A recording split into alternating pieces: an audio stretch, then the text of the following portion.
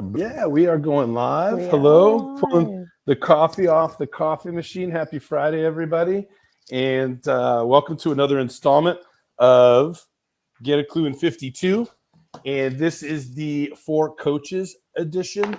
My name is Jeff Klubeck, your host, of course. And this is the third tips book that I've done. The first one, Get a Clue in 52, had these 5 categories: communication, accountability, networking, sales, and marketing.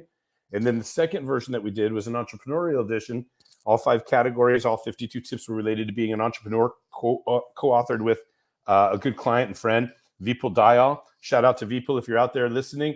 He hosted an amazing golf tournament earlier this week for Charity for Hope, his charity that he built in honor of his father-in-law, who got it started without his family knowing. And it wasn't until he passed away that they realized he was trying to get a charity going. And so Vipul got it to the finish line and had an amazing event earlier in the week. So shout out to Vipul. But when we co-authored our Get a Clue in 52 book, it was all about being an entrepreneur. So the categories were personal branding, business acumen, business ownership, leadership and influence, and work-life balance. So that brings us to this year, where the version is all about coaching and coaches and being a coach and the journey, right? And so the 5 categories that we're covering in this edition of Get a Clue in 52 are self-promotion. We got to tell the world that we're a coach, which means we got to tell ourselves we're a coach first and all of that. Then we got to learn how to enroll or engage coaching clients. Okay. Enrollment or engagement, meaning if I'm a coach for private practice, I want people to enroll in my coaching programs. But engagement, if I'm a leader in an organization and I want coaching skills in my toolbox as a leader, then I want people to be engaged in what they're doing, engaged in the position, the team, the culture, the project, etc. Engagement, enrollment, buy-in, permission to lead. So we had a bunch of tips that we covered there. Then we moved on to motivation. So let's imagine somebody has given us permission to be their leader from a coaching perspective or a leadership perspective. Now we want to motivate people. So we went through 10 tips on how do we motivate, how do we provide motivation, how do we sustain or create or enhance motivation. And then now we're in the accountability section, the 4th section. Now, once we finish accountability, we're going to move on to practice building. The last 12 tips of the year are all about building a coaching practice, of course. But we're in tip 37 now. It is the 7th tip in the accountability section, 37th tip overall. Let me pull up my banners here and just throw it up there. Welcome to Get a Clue at 52 for coaches. And just as a point of review, we had 11 tips from section 1, self-promotion, then 9 tips from the engagement enrollment section, then 10 tips for motivation. And now we're in the 10 tips on accountability. Hello, Sue. I see you out there. How's everything going in the land down under? Yeah, good. Thank you. All right.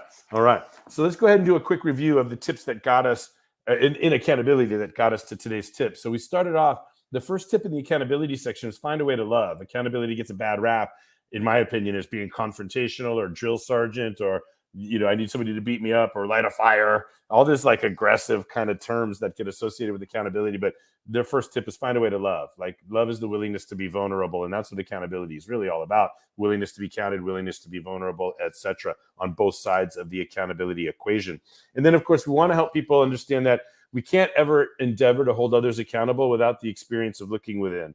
We have to be able to look within and do the inside job, especially on our way to being able to be a stand for accountability for others. And then tip number 3 in this section, 33 overall, was about goal setting. It's like in a coaching situation, it's the number 1 accountability in the way that we do coaching and the way that we train coaches at the Integrity Game is we need to get these goals established. Not a hope, not a wish, not a dream, but a goal, specific, measurable, with a timeline, etc. But also, when we added an A to the model, we focus on behavioral change, right? So the A that we added wasn't achievable. That was already there. The A that we added was for ambitious, meaning your goal is ambitious if you have to change behavior in order to get it. And if you have to change behavior, chances are that's where you need a coach. Because people don't very often change behavior on their own without a mentor, a coach, a guide, a strategy, etc. So, and then of course we change the R to reason or reward. Why? If you don't have enough why, you won't change any status quo behavior. So that's the number 1 accountability, in my opinion, when it comes to a coaching relationship, is getting those goals. Now, tip number 34 was after, finding a way to love and looking within and setting your goals, and learning how to set goals for yourself, set goals for others. Now we want to look outside for an external accountability source, and not just an accountability partner, a friend that's going to let you off the hook, or that you hope will let you off the hook, or that you'll let them off the hook. Or the bottom line is we want training, we want discipline, we want technique, we want acumen for accountability if we're going to get an outside accountability source. So it's good enough to have any outside, but if you're going to go outside for an accountability source, we recommend somebody that knows what they're doing. Okay. And then that's tip number 34. For some reason got to scroll down to find my other tips in the series. Yeah. So tip number 35 is all about securing permission, right? Like a lot of times people hold others accountable because they have title, or they have authority, or they have the political leverage, or they have the ability to institute a reward or a punishment. But none of that is as effective, in my opinion, as if somebody says, yes, I want you to hold me accountable. You have permission to interrupt. You have permission to confront. You have permission to hold me to account, to ask me about things. You have permission to, right? That's the most important thing. Permission, it makes the hot knife for the warm butter when it comes to the challenges and the battles of actually holding a human being accountable. And then last week's tip was all about authoring state of mind.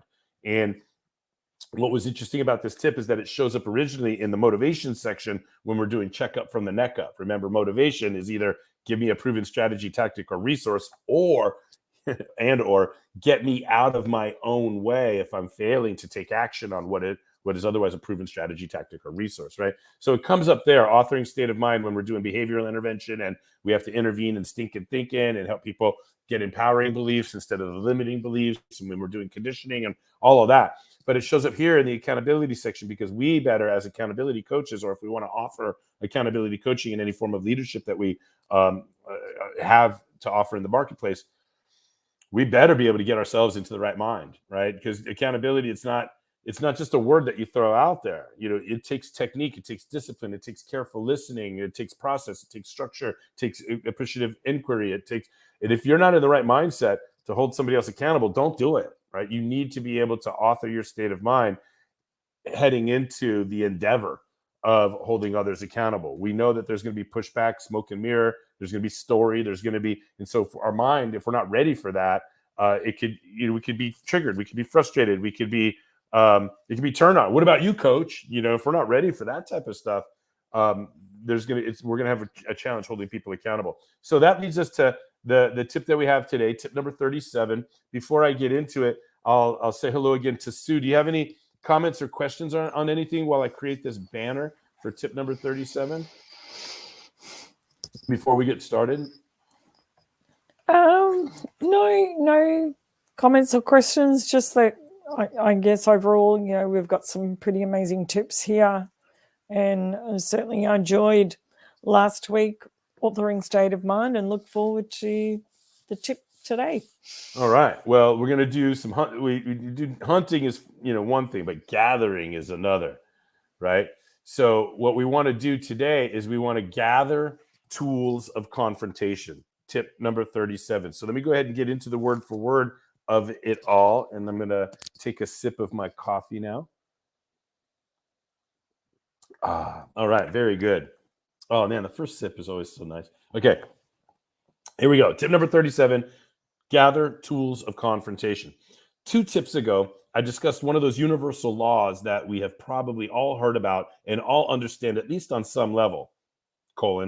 Every action has an equal and opposite reaction.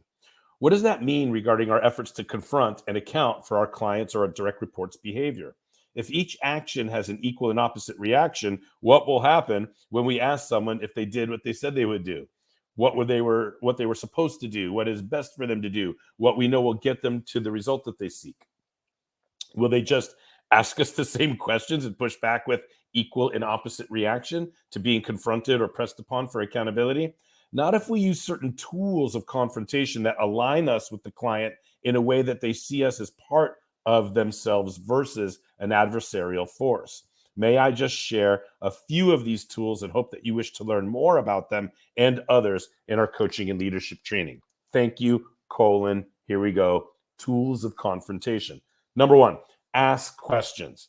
This tool is so, like all caps, so important that it gets its own tip. number 39 later in this section. For now, understand that the mind cannot not try to answer a question when it hears one. Have you ever seen a baseball melt on a hot summer day? Smiley face, right? Of course not, but you still try to answer the question is the point that I'm making here. Let's move on. Tool number 2, levels of posture. Sometimes we need to shift our posture with our clients and direct reports to keep them off balance enough that the reaction cannot be equal and opposite. Sometimes we must take an inferior posture, other times a superior posture, and other times an equal posture during the coaching session dialogue and process of confronting someone who is out of integrity on their commitments. There's so much more that we could say about all these tools, by the way, but the tip is to introduce a suite of tools to you guys. All right, here we go. Tool number 3, range of emotional engagement. The martial arts analogy applies here when we think about range and the distance from us that another person is physically. Kicking range, punching range, trapping range, and grappling range. Each range represents an increase in closeness in technique. Each range represents an increase in closeness of one person with another, which in turn represents an increase in techniques that can be applied to the person. The same holds true for emotional engagement when we use stories, open sharing, excellent questions, and our own vulnerabilities in order to draw our clients and direct reports closer to us emotionally, paving the way for them to share and receive more openly, which in turn paves the way for collaborative versus adversarial accountability. And that doesn't get pressed back upon, right? That's the whole idea. Collaborative versus adversarial accountability doesn't get pressed back upon. Okay. Next tool of confrontation here, Aristotle's ingredients of persuasion. You have probably heard of these referred to as logos, ethos, and pathos. Do you remember which is which? That's okay. Let me help. The way to remember logos is logic, the L-O-G. Logic refers to the argument. What are you arguing? Of all the arguments you could make, they will all be one of 3 kinds. You are either arguing that something is a fact, or you are arguing that we perceive a value of something, or you are arguing that we behave or refrain from behaving in a certain way. Fact, value, policy. We make our arguments more believable and acceptable if we provide congruent evidence and reasoning. Any of these 3 ingredients, claim, evidence, reasoning, that do not follow from one another equals a fallacy. Beware of fallacies. So many 100-level college courses address the nature of fallacies and make the educated aware of dangerous argument patterns. So when you understand argumentation and the difference between sound and flawed logic, you're in a better position to hold someone accountable. The way to remember ethos is ethics, the ETH. Ethics refers to credibility of the arguer, not necessarily the argument. Ethos/ethics answers the questions: what makes you credible to make that argument? How do you know what you know? What are your sources? There's a certain amount of credibility required to escape the consequences of accountability, and there is perhaps even more credibility required to apply the forces and consequences of accountability. Be clear that credibility is an important factor in accountability. And the way to remember pathos is pathological, the P-A-T-H, path. I consider myself an empath, which means I can feel what other people feel. When we are talking about feelings, we are talking about emotions. And pathos is an ability to appeal to the emotions of the person you wish to persuade. As discussed in the last section on motivation, a world-class coach must understand the dominant emotions that drive human psychology, such as safety, certainty, belonging, excitement, esteem, connection, growth, and contribution. From Aristotle to Abraham Maslow to Carl Jung to Tony Robbins and beyond, the emotions that drive our behavior, the emotions we have become addicted to, those drivers of our inner psychology have been well studied and can be applied. Can be appealed to in the course. I think there's a typo there. Let me read that again from the beginning. From Aristotle to Abraham Maslow to Carl Jung to Tony Robbins and beyond, the emotions that drive our behavior, the emotions we become addicted to, those drivers of our inner psychology have been well studied and can be appealed to in the course. Yeah, I don't know why that's weird. Increasing the chances our subjects will do what they say they will do. I got to make a note there. That's just awkward. If I ever do a rewrite, another version of this, that's going to get rewritten. That's just, is it me, Sue, or is that awkward? No, it is awkward. Yeah, it should be like in the course of a session or something, right? In the course of a session. It might be missing something. Yeah, something's off there. All right, so let me finish up and say this. There are more tools of confrontation you could learn about, and I would love to see you enroll in our trainings. For now, understand that it will be difficult to confront someone without being ready for, if not totally preempting, the equal and opposite reaction that human beings will display when being pressed upon. All right, there you have it. Tip number 37, gather tools of confrontation. And I found another error to correct in the book. So there you have it. It's 15 minutes in. We've got plenty of time on the calendar. Do you have any comments, questions, reactions to this tip, since you're with me here live, Sue? Well, for one, having tools of confrontation is just incredibly helpful to hold or to engage in accountability with someone. But one that I loved was the range of emotional engagement. And as you were reading through that section, I had the visual of, you start with someone in terms of emotional proximity is way out there, but you gradually draw them in. But instead of the facing opposite, when you can get to a place that you sit side by side and you have built that openness to a point where there is that collaborative accountability, that you're actually shoulder to shoulder, is just the power of that. It was a neat milestone of evolution in my journey when I shifted from I'm the coach, you got to be the coach, No, I'm a human being too. And I've failed, I've struggled, I've made mistakes, I've had to apologize and forgive myself, 1,000 times over. So when I learned that if I just share one story about how I've struggled, I'm going to get somebody closer to me. If I'm vulnerable, if I'm, my questions, my stories, my vulnerabilities, my mistakes. So I used to think I've got to show up as perfect to be the coach, to have a chance at helping this person, to stay credible, that I'm the one that's going to.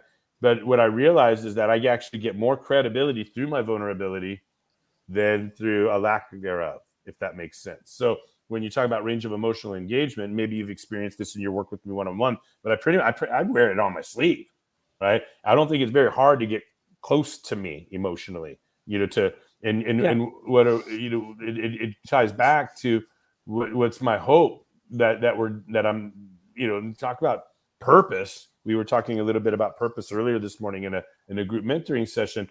Talk about purpose. Let's make accountability non-threatening. Right. So, decreasing increasing proximity or decreasing distance, right? Range, bringing somebody closer to side by side in a collaborative way rather than face. Adversarial, you get it. Yeah. It's part of this mission, right? This purpose of making accountability non-threatening, right? And that's what we want. If we know that there's going to be an equal and opposite reaction to being held to account, then what if we just connect with the person and they see themselves as part of us when we're doing it? So then there's nothing to react against when they feel part of the question I ask, part of the story I tell, part of the vulnerability I expose. The more together they are with me, there's nothing there to push back against. If they see this whole dialogue and process as an extension of themselves, which I need to work at getting them closer to me and feeling that safety in the process. Very awesome that you picked up on that. What else, if anything, to say about that, or any other questions or comments for this morning's session? I guess it highlights too, just in talking about that vulnerability as when we're in the coaching conversation, it's also the importance of looking at some of those other tips, like authoring state of mind is one that comes to mind in particular. Yeah, last week's tip. Yeah, and the two going together in terms of how am I showing up as a coach? If I'm going to be vulnerable, if I'm going to be shoulder to shoulder, when there's, because I'm pretty sure we, in authoring state of mind, we talked about there might be something that's said by the client or the person that we're working with that triggers, and have we worked through understanding what we need to do so that we're not so much that we're not triggered, but we can shift as we need to appropriately. But where I'm heading is the two working together to make sure that we've done the work ourselves too. So that when we're showing up in that vulnerability, we've got a pathway to then say, well, this is what I've done, or this is how I've grown through whatever the situation is. And the vulnerability itself is not the ends. It's a means to the ends, and the ends is their results. Right? So the purpose of being vulnerable isn't that you know that I'm vulnerable. It's so that you get closer to me so you can be more vulnerable on the way to your results. Yeah. Right. So it's important to keep that in mind, though. Yeah. Yes, because we, back to authoring state of mind, right? You got to have it shows up in so many ways. Today's tip, gather tools of confrontation. It was about anticipating an equal and opposite reaction. Remember, if we go to confront, that can be perceived as a pressure that's being put on, right? Unless we've done all these other tips, right? And all the stuff that we've done. I mean, promoting ourselves as a coach, right? And then the 2 comp sessions that we deliver to enroll somebody in coaching, and then all the motivational. So hopefully, like at this point in our journey, 37 weeks in, we're not just looking at any of these tips in isolation anymore. There's a whole context for them, right? So, and again, we want people to get the results. So the idea of being vulnerable, we have to anticipate pushback. We have to anticipate smoke and mirror. We have to anticipate story. We have to anticipate, what about you, coach? We have to anticipate spending so much time in section 1, wins and challenges. That, wait a second, huh? What about what you had committed to last week? And so we can see the ways, so authoring state of mind, like we have to help them celebrate when it's time to celebrate, but we have to be mindful. Are they celebrating so much because they want to, or this challenge that they're bringing up? We need to have the state of mind to give them laser feedback on the challenge, so as not to, that challenge doesn't hijack the whole session. Yep. Right. And there's other things that we're in accountability. So, hey, yeah, I'm here to just help you celebrate your wins. Yeah. And now my mind is ready for that. And I'm going to do that. And my mind is also ready for moving into challenges. When you're sharing challenges, my mind is ready to not let you tell story, not let you tell pattern. I will say, so what's the challenge? Can you state the challenge in one sentence? And then they're going to, so we have to have a state of mind, a readiness to not let people go into story and give themselves another hit of the emotions that they're addicted to right in front of us, right? So we have to be the state of mind of readiness to intervene, balls of your feet readiness to guide and escort people through the 4 sections of the session and intervene in stinking thinking and not let story. And then what we're talking about from accountability, when it's like, all right, section 2, let's review your commitments from last week. Right? Did you do what you said? And we're going to go one by one. That's when you got to be ready for story, pushback. So we got to be, there's all kinds of stages in the session, different things and objectives that we're doing in providing coaching. We have to be ready for. And but we've got a lot of human being on the hook. And so our desire, most coaches are coaches because they have a passion for other people and helping other people, right? And so when somebody goes into story, We want, instinctual to listen and be supportive. And we've got so many years of our lives as, oh, that's okay. And all the ways that we've traditionally said made it okay for people, friends and peers. And anytime it's anybody ever complained to us in a lay sense, but we're coaches now. Yeah. Yeah. You follow? And Yeah. so And we you want to can't intervene. relax. We can't relax into familiar normal patterns of enabling or it's okayism or whatever. It's a challenge in my family. Like I do this every day of my life, and I see normal, disciplined behavior, and it's not fair for me to get so triggered because that's not what they've chosen. You know what I'm saying? I've chose to commit myself to personal and professional growth, right? So, it's interesting when, the normal it's okayisms, if that's such a thing. You follow? The lay, I say lay meaning not somebody who's not training or not training and coaching or not certified or hasn't read a personal professional growth book, then accountability doesn't exist, right? It doesn't exist. So it's really important, when people are so unfamiliar with it, untrained in it, this is what we want: tools. We want to gather these tools that make confrontation easier, right? Tools that, God willing, right? I mean, it's like such an enormous task, but tools that make accountability non-threatening, right? I have this imagination. What would happen to the world, for the world, if accountability was non-threatening? It's just not going to automatically be non-threatening. It's going to take some work, is what we're getting at here. We need tools. A house doesn't build itself, right? And people don't just build a house. You need tools. You need tools to build a house. You need tools to achieve goals. We need tools to build a coaching relationship that gets people to where they want to go if they're not getting themselves there. So and we need to, confrontation is tough. Most people want to avoid it, right? I don't enjoy it. I'm like really good at it if I have permission. If, right? And I'm horrible at it when I don't. You know what I'm saying? So in other words, if I don't have permission to hold somebody accountable, then my confrontation, if I'm asking why this, why that, do you need to get a second sugary drink? Can you eat more of your food before you have a second sugary drink? Just a question like that. But do your kids give you permission to hold them accountable? No, you just have it because you're dad. That doesn't mean they like it and they'll resist. Resistance is automatic. Just think about parenting and all the resistance that comes from teens to their like, we love you. We care for you. We want you to be healthy. And they'll still resist. And then it's amazing, right? So when you compare like normal everyday accountability to what we're being paid for as a leader in somebody's life, or as a, in a coaching program, or, in the workplace, it's fascinating. And it requires more training and study and care and tools. You need more tools.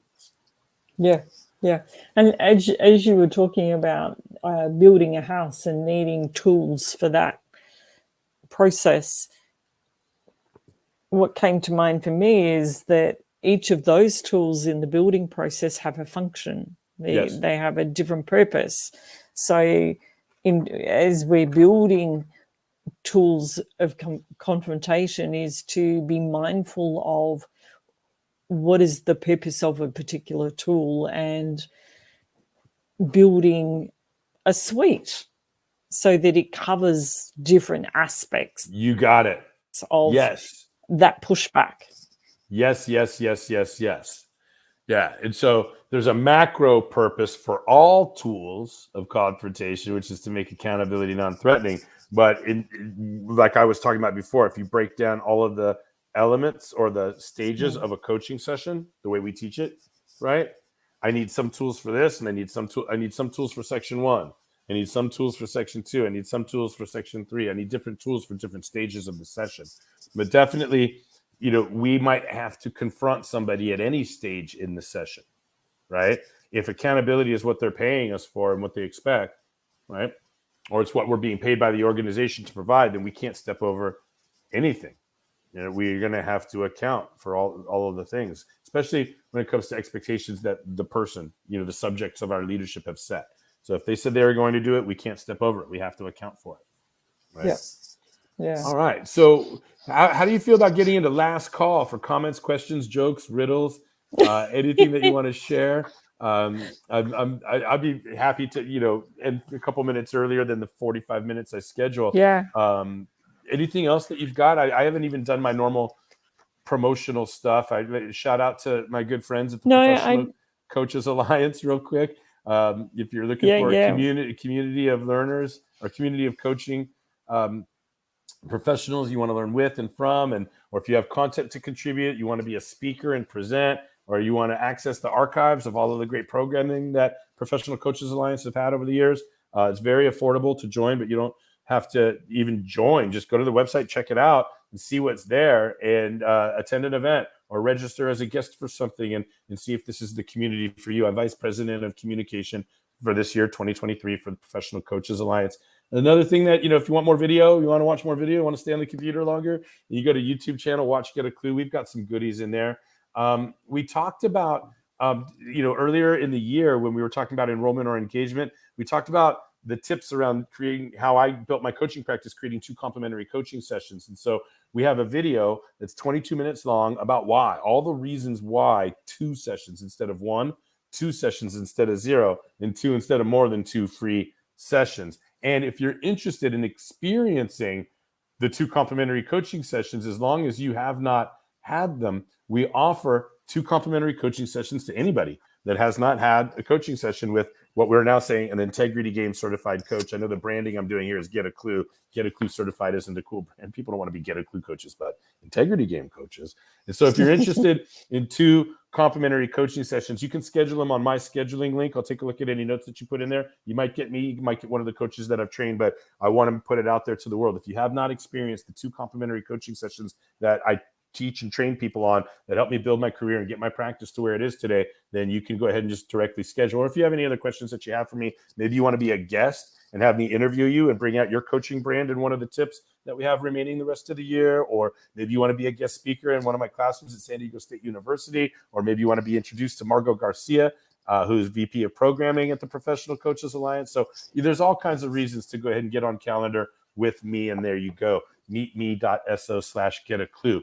Having said all of that, I want to thank Sue, who is the CEO saver herself. She saves CEOs from the direct reports, from the shareholders, from the family demands. Like, a lot of pressure's coming at CEOs, and she's the CEO saver.